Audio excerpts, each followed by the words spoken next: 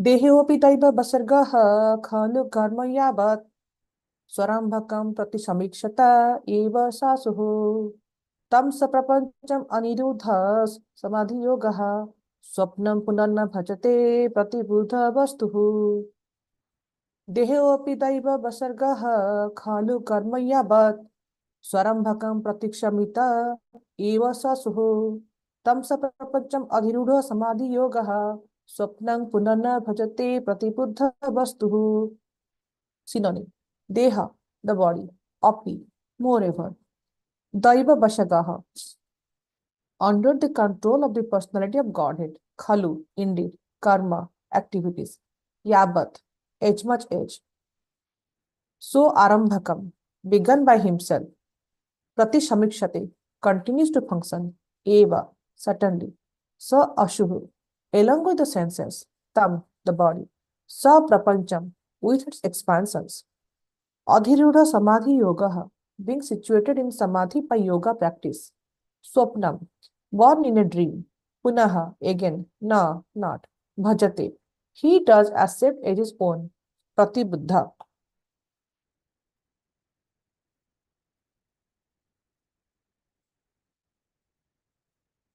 Avek, Vastuhu, to his constitutional position. The body of such a liberated yogi, along with the senses, is taken charge of by the Supreme Personality of Godhead, and it functions until its destined activities are finished. The liberated devotee, being awake to his constitutional position and thus situated in samadhi, the highest perfectional stage of yoga, does not accept the byproducts of the material body as his own. Thus, he considers his bodily activities to be like the activities of a body in a dream. Purport by His Divine Grace. The following questions may be posed. As long as the liberated soul is in contact with the body, why don't the bodily activities affect him? Doesn't he actually become contaminated by the action and reactions of material activities? In answer to such questions, this verse explains that the material body of a liberated soul is taken charge of by the Supreme Personality of Godhead. It is not acting due to the living force of the living entity. It is simply acting as a reaction to past activities. Even after being switched off, an electric fan moves for some time. That movement is not due to electric current, but is a constitutional continuation to the last movement. Similarly, although a liberated soul appears to be acting just like an ordinary man, his actions are to be accepted as the continuation of past activities. In a dream, one may see himself expanded through many bodies, but when awake, he can understand that those bodies were all false. Similarly, although a liberated soul has the byproducts of the body, children, wife, house, etc., he does not identify himself with those bodily expansions. He knows that they are all products of the material dream. The gross body is made of the gross elements of matter, and the subtle body is made of the mind, intelligence, ego, and contaminated consciousness. If one can accept the subtle body of a dream as false and not identify oneself with that body, then certainly an awake person need not identify with the gross body. As one who is awake has no connection with the activities of the body in a dream, an awake and liberated soul has no connection with the activities of the present body. In other words, because he is acquainted with his constitutional position, he never accepts the bodily concept of life. Srila Prabhupada की जय।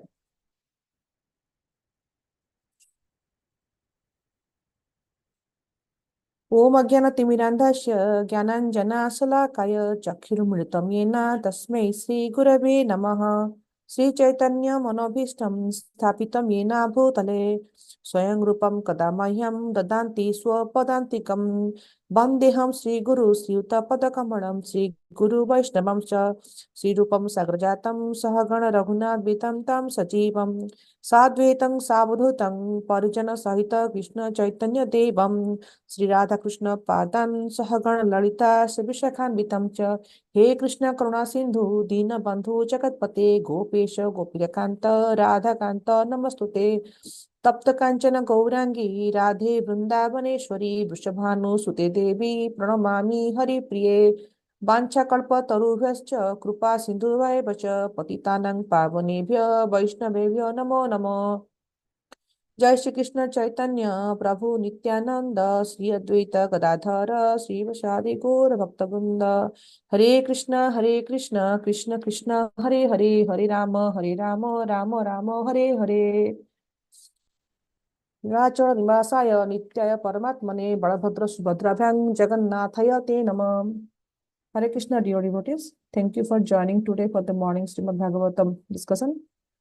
These days we are discussing about the devotional service which is instructed by Sage Kapila to Mother Devahuti.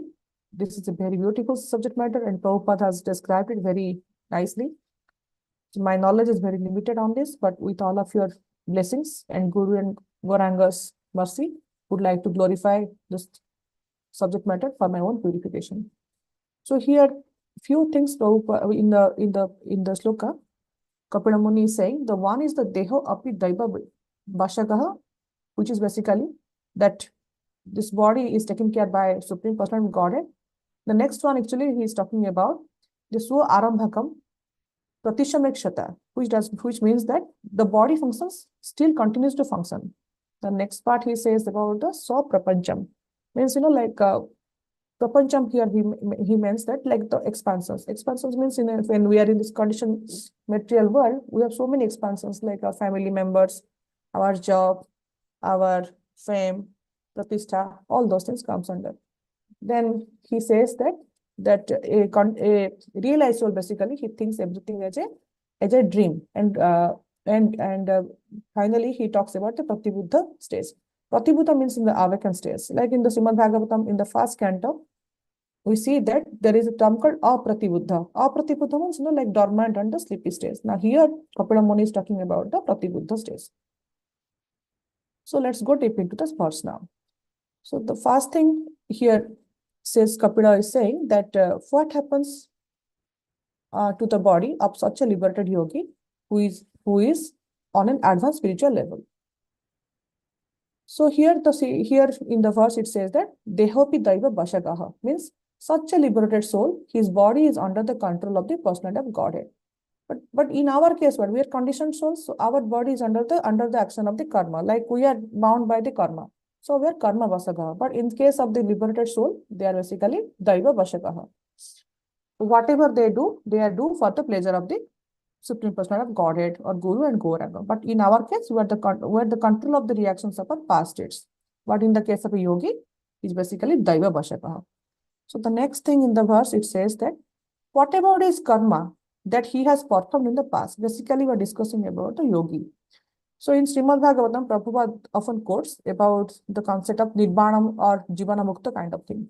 So basically yogi might be liberated, but when a yogi is living in this material world, he might be staying in this material world, but there will be still suffering. So we see that, even if the sannyasis are there, they're in the suffering stage. Like we see so many sannyasis, so many yogis, so many brahmacharis, so many advanced people. Though they are in the material world, they still suffer. But sometimes the question comes, they are sannyasis, why they are suffering? But we should understand that their suffering is not, like in this they are not in this material platform. So here in the second line, Kapila Muni is saying about the term Swa Arambhakam Pratikshamakta. That means that all these things, whatever is started by himself from the past, it will still continue to function. Some of his past activities are still to unfold. But the yogi basically, he has sense control and he is detached from the material attractions. So he's not creating any new sinful reactions. And also some of his reactions are already getting burnt up. So there might be still some karma which is still trying to get unfold. So Prabhupada gives the example of a fan example. So there is a discussion between Prabhupada and Samsundar Prabhu in Mayapur. So Samsundar Prabhu and there is a devotee called Bob. He asks Prabhupada that devotee also suffers. Devotee also do this menial work in the family. So what about that?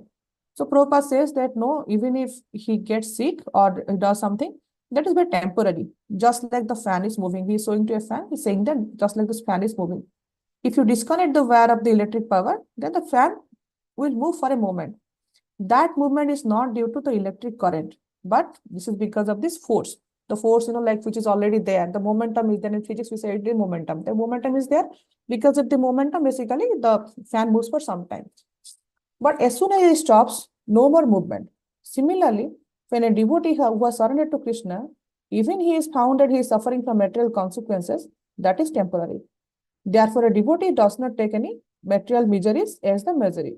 He thinks that it is Krishna's mercy. Prabhupada, when he was traveling in Jaradut, he says that, that nachao Krishna, like whatever you want me to do, you do, Krishna. I am basically a puppet in your hand. So he thinks that, he advanced yogi thinks that whatever is happening, basically Krishna is doing the better for him.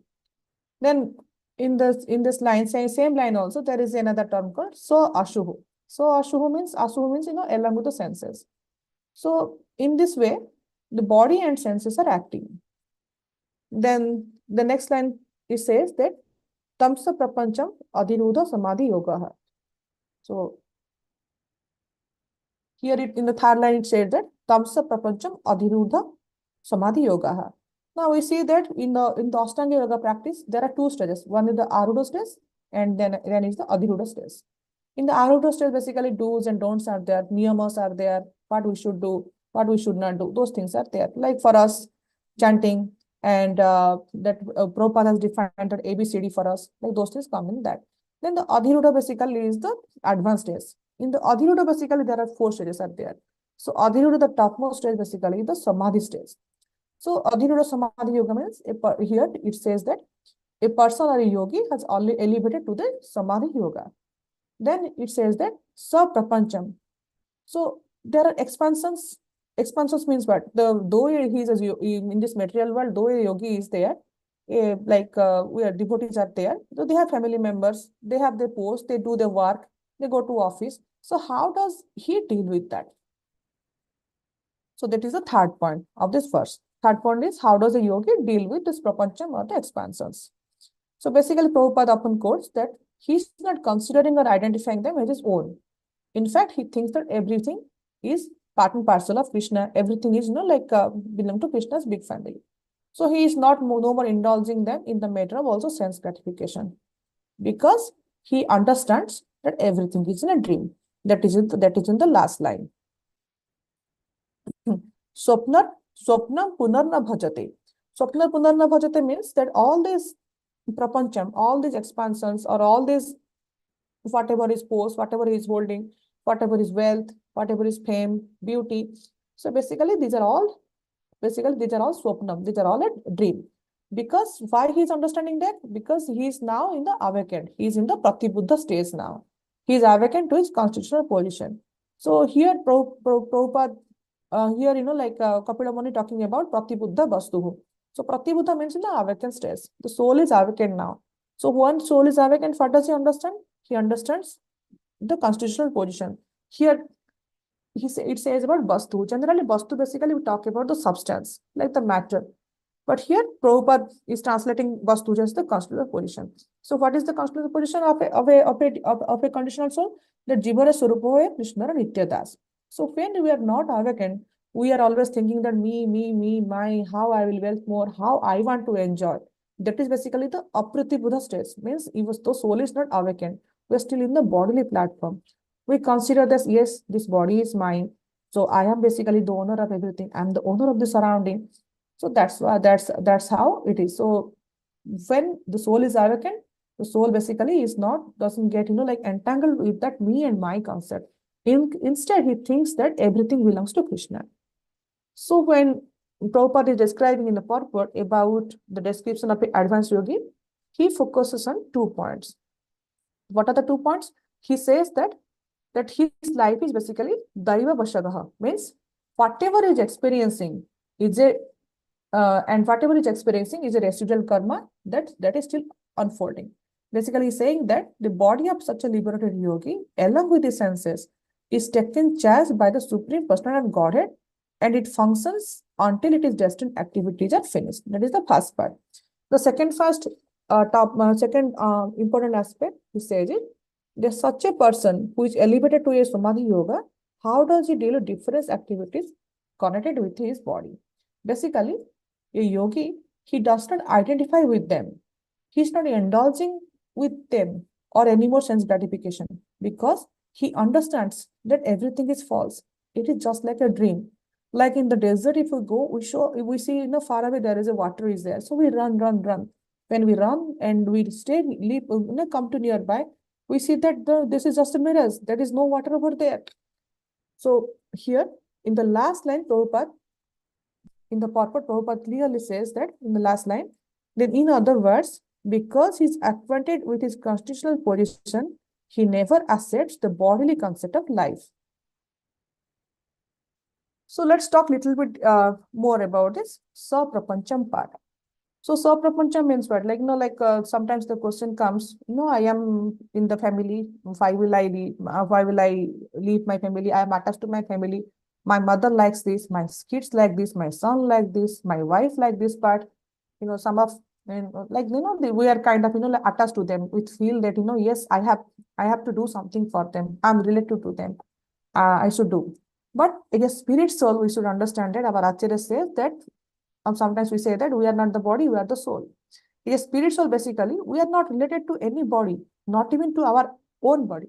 What to speak about, like my relative's body, my friend's body, or something other than that. Then, so we basically realize soul or a yogi, basically he considers that everything basically part of the bigger family. Not, narrow kind of thing, me and my family, but he sees everything as a Krishna's family. And he himself is basically part and parcel of Krishna. So then the next part, Prabhupada is describing about the Pratibuddha stage. Pratibuddha stage basically is the fully awake stage. That is basically a Krishna conscious stage. So a devotee or yogi understands that the real substance is how he is connecting with Supreme Personality of Godhead. That is basically the real thing. Otherwise, whatever we are doing, that it is all fake. It is all basically a dream. So we see that in our movement, there are so many exalted brahmacharis there. There are so many exalted sannyasis that have joined. They were all from the aristocratic family. Some of them were working very nicely, from very wonderful schools, and they have so many bank balance. But still, they have realized that particular moment that everything basically is a dream and the soul is basically awakened. That time, what they are doing, they're basically coming into the Pratibuddha stage and they're getting connected with Krishna. So we can see the example from Sanatan Goswami and Rupa Goswami. They were, very exalted positions they were there. They're basically ministers at the king's court. But when they heard about Chaitanya Mahaprabhu, basically the soul awakened. What they did, they left everything and they came and joined in Chaitanya Mahaprabhu's mission. Then we see the example of our Ambarish Prabhu, Bhakti Rasamrita Maharaj. Both of them were very successful in their academic, in their, job career, financial, everything. They were very good. But they try to see that how they can serve in Krishna's, and Prabhupada's basically big family. Then our Gaurang Prabhu, he is a brahmachari, and he is a grad from IIT, and he basically, now we see that Gaurang Prabhu basically what he is doing, he has taken this Govardhan Eco-Village to a different level altogether. So those things at one point of time, what we consider that very important for us, something happens and we are ready to give up them. That something basically is our soul gets awakened. When the soul is awakened, what it says? It says that how it is going to get the real happiness. It says that it gets the real happiness when it surrenders to Krishna. Earlier, basically, whatever we were doing, along with this association and everything, that was basically in a dream stage. That was with the Swaprapancham stage. Now, we can take another example of our Dhruva. So, Dhruva basically, he meditated to Supreme Personality of Godhead, to Vishnu, so that he will get that much wealth more than his forefather, Pitama Brahma, more than from Brahma. So, but then he did so many austerities, and finally, Supreme Personality of Godhead appeared in front of him. When Supreme Personality of Godhead, Narayan, appeared in front of him, so Dhruva basically, he was very sad that time. He was very happy to see Krishna that time, but he realized that what he was doing. So he offered a beautiful prayer, and Srimad Bhagavatam says that Dhruva is saying that, my dear Lord, I have practiced austerities and penances because I was desiring to receive something from you. I had some kind of material desire. But in exchange, you have allowed me to see you, who are basically never visible to any yogis or any saintly person. I have been searching for some pebbles or some broken glasses, but instead you have given me this most valuable child. I'm fully satisfied now, my Lord, and I do not want to ask anything from your Lordship. So basically, when the soul is 100% satisfied, we don't need anything. When the soul is awakened, what we need? We need basically association of Guru Gauranga and Supreme Personality of Godhead. We try to serve little bit for them. Otherwise, there is no lesser amount of material enjoyment in this material world. If we want to enjoy a little bit, material nature basically it provides us, like more and more it provides us. So we can see that in the example of Indra, in the example of Indra, basically Indra, he got a curse and he came to this material world and he was staying with a pig. So he took for a temporary period of time. Indra was so much involved in that he has a piglet, he has pig family, he got married, he had so many, he was enjoying with so many, a huge pig family.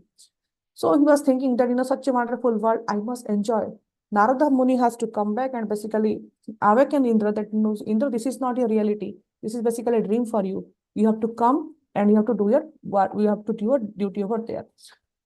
So when a person's good fortune basically comes, he comes in contact with a Mahabhagavata, and then what he does, he tries to read Bhagavad Gita or Srimad Bhagavatam, start chanting Mahamantra, and slowly, the soul gets awakened. So when the soul gets awakened, basically what happens? It doesn't hanker for the old material things. So we see the in example of Raghunath Das Goswami.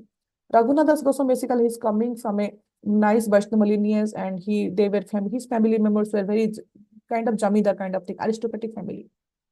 They are so affluent, but he was only one son in the family, and everybody wanted Raghunath Das Goswami basically to stay there and to take care of the family business. But Raghunath Das Goswami somehow got some interaction with Nityananda Prabhu, and he wanted to meet Chaitanya Mahaprabhu very desperately. So his parents have got so much restrictions on him that he will stay there nicely, but somebody will be guiding him. So that night he won't get up and run. But Raghunath Das Goswami's heart is already awakened. He wants to serve in Chaitanya Mahaprabhu's mission. He wants to take a little glimpse of Chaitanya Mahaprabhu. And he heard that Chaitanya Mahaprabhu in Jagannath Puri.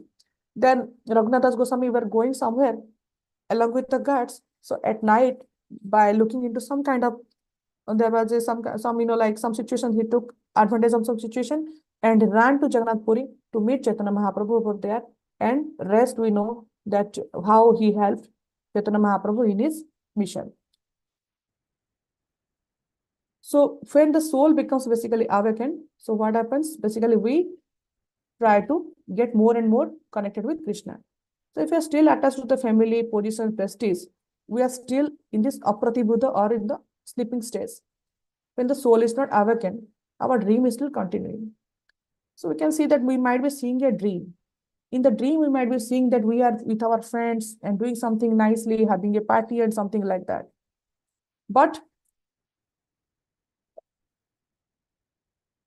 when we are awakened, we see that nothing is there to celebrate.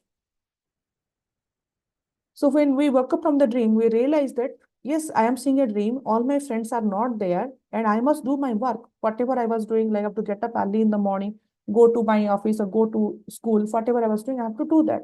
So in the dream, sometimes we continue to see more and more. We continue to celebrate more and more, but that is still in a dream. So similarly, when the conditioned soul is not awakened, the person keeps getting more and more entangled in this material nature. He does more and more enjoyment. So once we realize that whole world is basically Krishna's family, we will not be focused in a small own family kind of thing, business. If Prabhupada would have thought that I have to take care of my family, I will stay in my family, then today we would not have sit here and reading Srimad Bhagavatam or going Sunday to this beautiful temple. Now, Srila Prabhupada at the age of 69, when everybody tries to retire and stay in Vrindavan, or since he was from a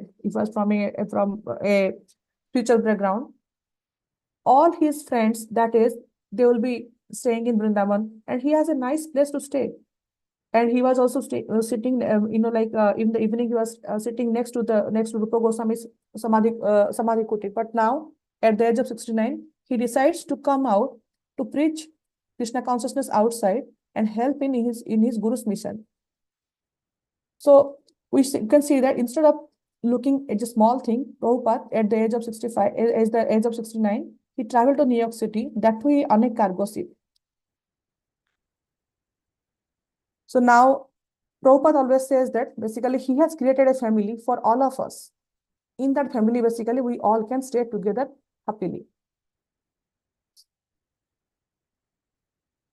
So when we realize that all our life belongs to Krishna or belongs to Guru, things become little bit different. So I want to end this class with a small story of Ramanujam. Our Ramanujacharya, basically, he is from the Sri Sampradaya. He was a guru of Sri Sampradaya. He has a very wise disciple. His name was Kuresh. So Kuresh basically was very intelligent. Kuresh was so intelligent that he could remember entire the Sri Bhashyam which Ramanuja has basically he has translated. He could remember that entirely. He was so intelligent. So due to some misfortune, a fanatic king, basically, what he did, he make the Kuresh blind by his eyes. So Ramanujacharya requested Kuresh that, Kuresh, you go and ask Baradaraj to give your eyes back. If you ask Baradaraj, definitely he is going to give your eyes back. So Kuresh went to Baradaraj and he started praying that, Baradaraj, I have come to pray, pray in front of you. But instead of asking for eyes, Kuresh basically asked that you give everybody good Krishna consciousness, or give faith on Krishna, faith on Narayana or Vishnu, he told. Then he went and told Ramanujacharya that I offered my prayer. Ramanujacharya asked, what did you ask? Then Kuresh told.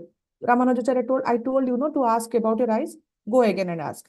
So Kuresh again went and he asked. This time he asked that, help my Guru Maharaj in spreading his activities, help him in activities. Again, Ramanujacharya chastised him. So this time, Ramanujacharya told him that you go to Baradaraj and categorically told that my Guru Maharaj has requested you to give my eyes back, because he need my eyes to help in his activities, to spread your work, to give everybody connected to basically to Baradaraj or to Narayan. So now Kuresh went. He could have convinced that his eyes are basically not his eyes. His eyes belongs to Guru, and who is going to utilize it in Narayan service. So then Kuresh went and he prayed to Baradaraj, and immediately Kuresh got his eyes back. So just wanted to share this beautiful story here, because sometimes we think that, this body is mine or my family members are mine. But instead, if we think that we are part and parcel of Krishna and we belong to Srila Prabhupada's family, and each of us are instrumental in helping Srila Prabhupada spreading Krishna consciousness, then this world will be very beautiful. In fact, Prabhupada has built a beautiful home for all of us to stay together in harmony, thinking that we all are part and parcel of Prabhupada's family and Krishna's family. So in that case, this dream part won't be there, and we will be all in the awakened state, because we are going to take each other's association by understanding, by reading from examples from Bhagavad and Srimad Bhagavatam, and having nice association of the senior acharyas. With this, we would like to end today's discussion. Thank you so much. Hari Bol. Srila Prabhupada ki jai.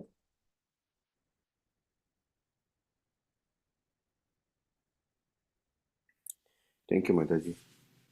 We'd like to wish everybody a safe and Krishna conscious day and weekend ahead. And we'd like to offer our prayers to the Supreme Lord by chanting Hare Krishna, Hare Krishna, Hare Krishna, Krishna Krishna, Hare Hare, Hare Rama, Hare Rama, Hare Rama, Rama, Hare Rama Hare. Rama, Hare Krishna, Hare Krishna, Hare Krishna Krishna, Krishna, Hare Hare, Hare Rama, Hare Rama, Rama, Hare Hare.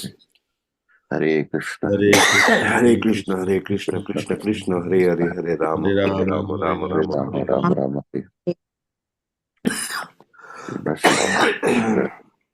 Sina Singo Jaina Singo Jai Jaina Singo Praladesha Jaya Padma Mukha Ugraviram Mahavishnu, Dalantam Narsingam Shanam Badram Narsingham Vishnu Bhadram Mrityumurtyu Namami.